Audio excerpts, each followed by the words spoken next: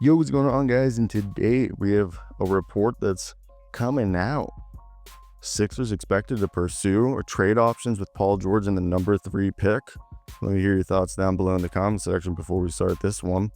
Now, this is coming from the Philly Voice, specifically Adam Aronson, Philly Voice staff. There are opposing NBA teams expecting the Sixers to pursue trade opportunities with the number 3 overall pick in the NBA's drafts. ESPN Jonathan Givony reported in their new mock draft. According to Givony, those teams view the frameworks built around Paul George potentially going after Kevin Durant. Yes, we know those rumors were alleged today, and it's an interesting one because when you look at the whole situation, who could the Sixers package the contract with? Paul George. I asked somebody about that at the Combine, which I was at the Combine last week, if anybody would be interested in Paul George. I know he almost signed with Utah, and that's why Lauri Markkanen is the rumored other potential team that could be interested in doing the Paul George trade. But I was told the Paul George trade was to pair him with Lauri, not around Paul George.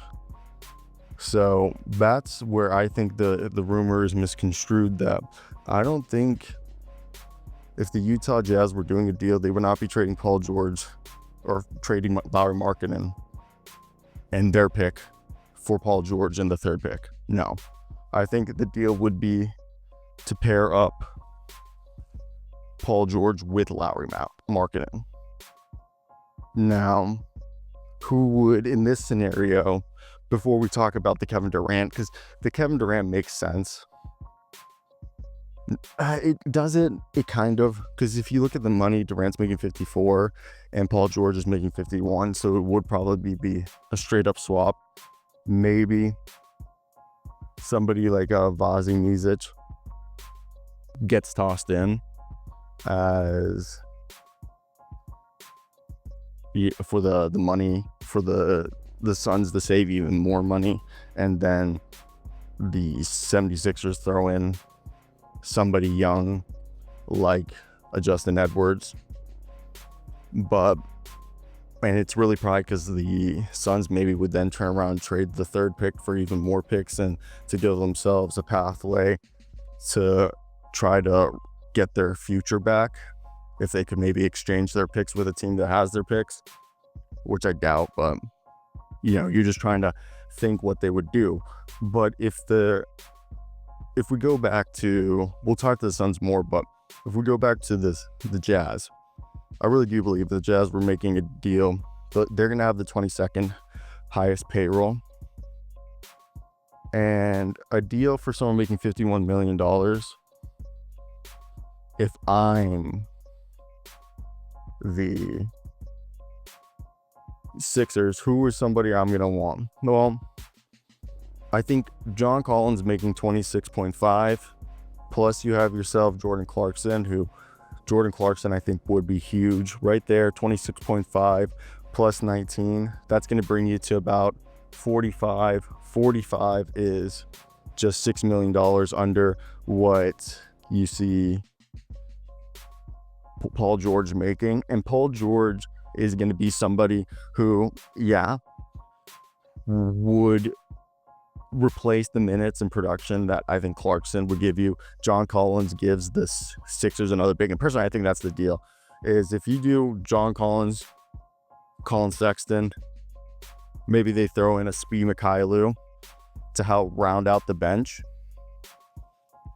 and the 3rd pick, and then maybe the Jazz trade their pick, or one of their other picks, we don't know what the exact, because I think that's actually pretty fair, because now you got yourself Clarkson and all these other guards.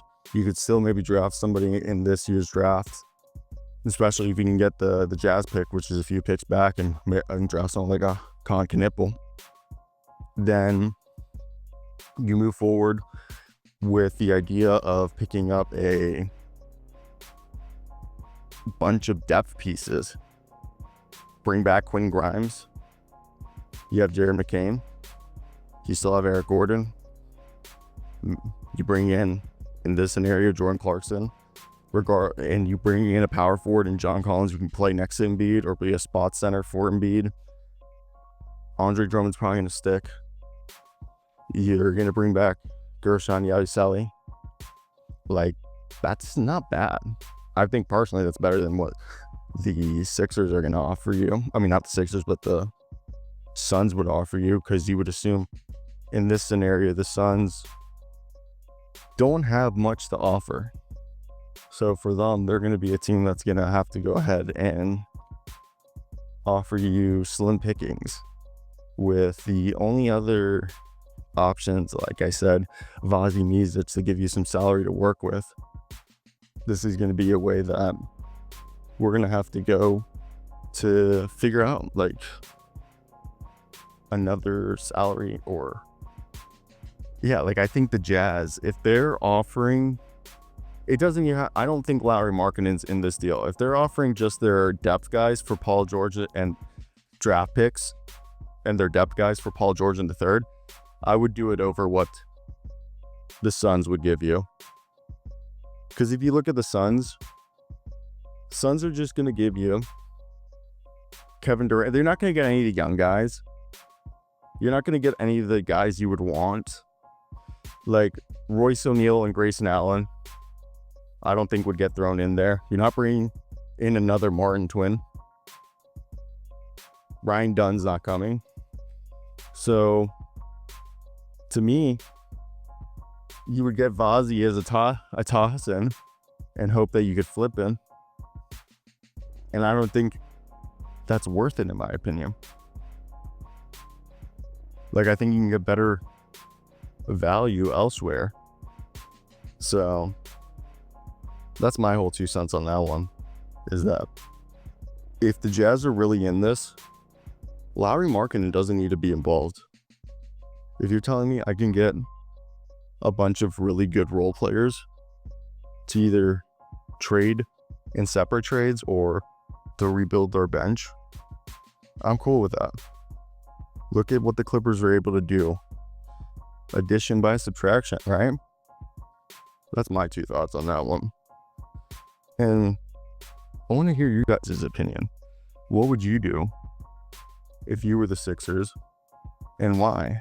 I think definitely an interesting situation, because it's a failed, I think Paul George might be washed, and the reason why is his not inability, his inability to buy in. He's a combo forward now, not a swingman.